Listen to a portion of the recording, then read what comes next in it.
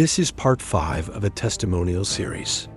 This is a testimony video intended to educate and liberate. Just as the parts before this one, there are some things mentioned that may not be suitable for young children. Hey y'all, come on in with me. Thank you for being here. I pray that you like this, you share this with somebody. If you haven't already, go back and watch the other part so you don't just come in on half of the story. Again, I'm not here to expose anybody. I'm just here to tell my side of the story that somebody may get inspired and turn their situation into a stepping stone. Although I am sharing a lot of my story with this testimony, there are still certain parts of my marriage that contain too deep of a trauma for me to peacefully speak about, that are just too explicit for me to talk about. Those stories that will remain between me, God, and my therapist. But I pray my testimony in some way can help someone else and ultimately bring freedom. My healing silenced my silence. Tiffany May. The hurt that brought hope is what I want to talk about. Let's go back. We're on part 5 now. I just got through telling y'all in part 4 about how I'm in this hopeless place, right? And I'm pastoring a church in the midst of abuse, right? And I'm making every excuse because I've never been in the midst of abuse, and I love my husband, and he's this good man, but he switches up to being this angry man from time to time. And he's this good man, and he's switching up to being this hurt man from time to time. He apologizes and he loves me, but then other times he just does not know how to control his anger and his rage. So those are the emotions I'm going through. People at this time they're knowing something is not quite right?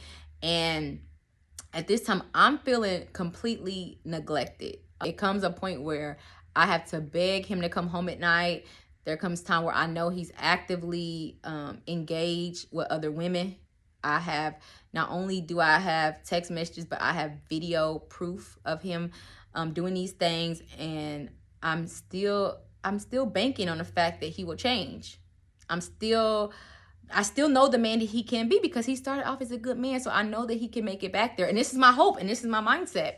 So time goes on, and he tells me he doesn't want to be married anymore. And I feel like somebody had dropped a bomb on me, y'all. And in the midst of him telling me he doesn't want to be married anymore, I begin to meet different people, right? And I'm like, you don't want to be married no more? I don't want to be married no more either.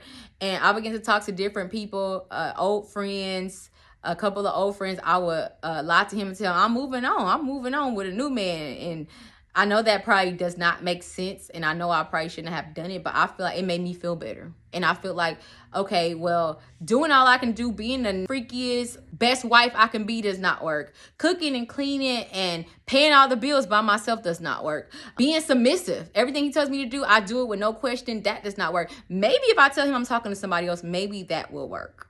He knows I'm not talking to nobody else. He's coming there anytime he wants to, and I feel like that would make me feel better, but it didn't. It didn't. In fact, he already accused me of cheating, and now he's really, really accusing me of cheating, right? So the Lord checks me. The Lord checks me and say, Tiff, 2 wrongs does not make a right. And any old friends you're talking to, anybody that you're conversating with, change your number and cut them completely off. I hadn't done anything with any of them. I just feel like it would make me feel better. I mean, I'm crushed at this point. So I do what the Lord told me to do. I cut everybody off, and I'm begging my husband again, and I'm back in my depressed place, and I don't know what to do, y'all. That's the point that I'm at. And I can't, again, this is like a big secret. I can't tell anybody but God. But in the midst of this, it's pushing me into prayer. In the midst of this is pushing me into fasting. In the midst of this, I'm repenting. I'm asking God, please deal with my heart and make me feel better, because I feel like I'm lost. I feel like I'm crushed. And then my husband at that time, he would come back in, and he would seem good, and then we'll go through the same cycle again. It would seem good for like a day or two, and then he would turn violent, and then he would apologize, and then he would leave. So this was kind of our cycle, right? And we would go through this. In the midst of this cycle, the Lord would not allow me to disrespect this man. He would disrespect me. He would call me all kind of bees. He put his hands on me. The Lord did not allow me to disrespect him. And I know that sounds crazy to some of you, but it taught me submission in such a toxic way.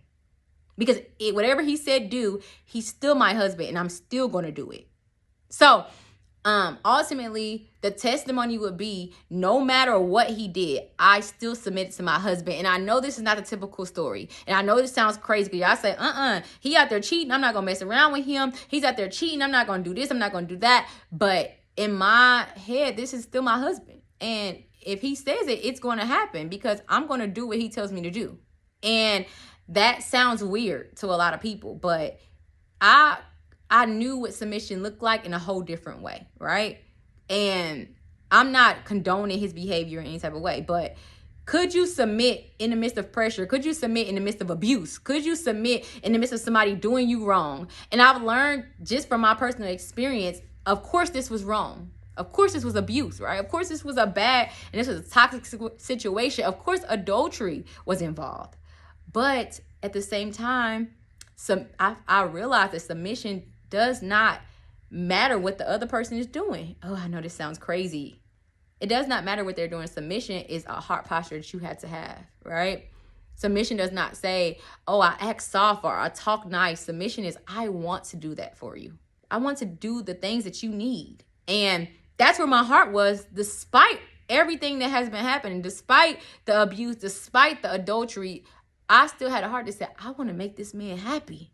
And a part of me was like, if I can make him happy, he would give his life back to God. And I know that's not realistic. And I know that that's not typical. But that was my mindset. It's like, if I just be a good wife, then he will give his heart back to God. But in the meantime, y'all, I am drained and I am down and out and I am depressed and I am hurt and I am physically hurt. I'm in and out the hospital and I am messed up. So I said, you know what I need? I need therapy. Like, I can no longer hold this to myself.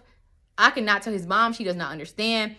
And then he's staying with his mom, and then he's staying with me, and he's staying with different women, and he's staying with me, and I still want my husband.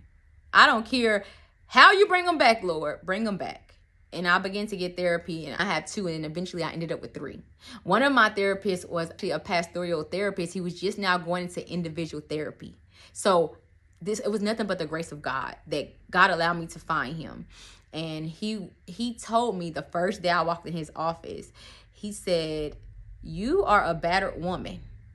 And I was like, no, I'm not. Like, I'm not a battered woman. And he said, yes, you are. He said, you have been abused by your husband. This is the first day I talked to him. And I was in total denial. No way am I a better woman. No way am I abused. My husband just had anger issues, but he's still a mighty man of God. He's just backsliding. That was my mindset. Like, well, maybe it's me. Maybe I'm not doing the things right, and I just need to cater to him more, and I just need to just give him more sexual attention. And I'm in my head, y'all, I'm just feeling like I'm the problem. And my husband at the time is telling me, like, everything sexual is perfect, and it's nothing you could do. So I'm like, what do I do when there's nothing I can do? And my therapist is like, you need to look through, without those love goggles you got on, you need to look into reality. The reality is that you're being abused. The reality is that you're being manipulated emotionally. The reality is that even financially, you provide everything.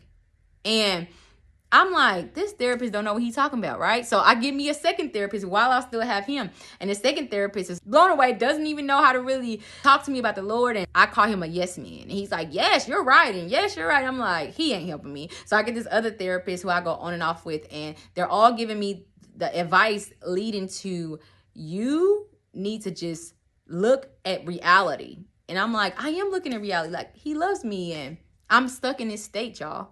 None of them can get to me. All I can do is tell them my story, and all 3 of them at this time are calling me a battered woman. All 3 of them at this time are trying to get me to check myself into a battered woman shelter. Nobody in my family knows. I become the biggest pretender. The biggest pretender. Because nobody knows that I'm going through this situation but God and these therapists.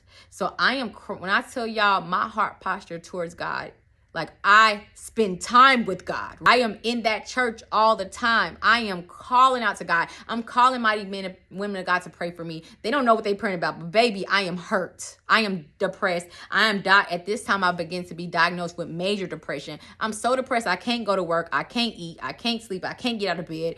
I am just down in the dumps, and I am lost. I am lost. And that's the state that I end up in.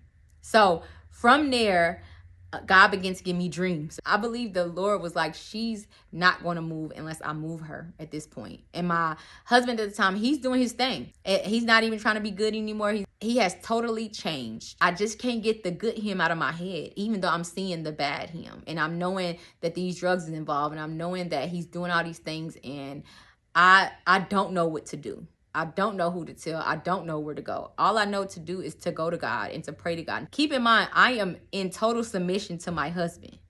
And often he would say, you don't listen to me.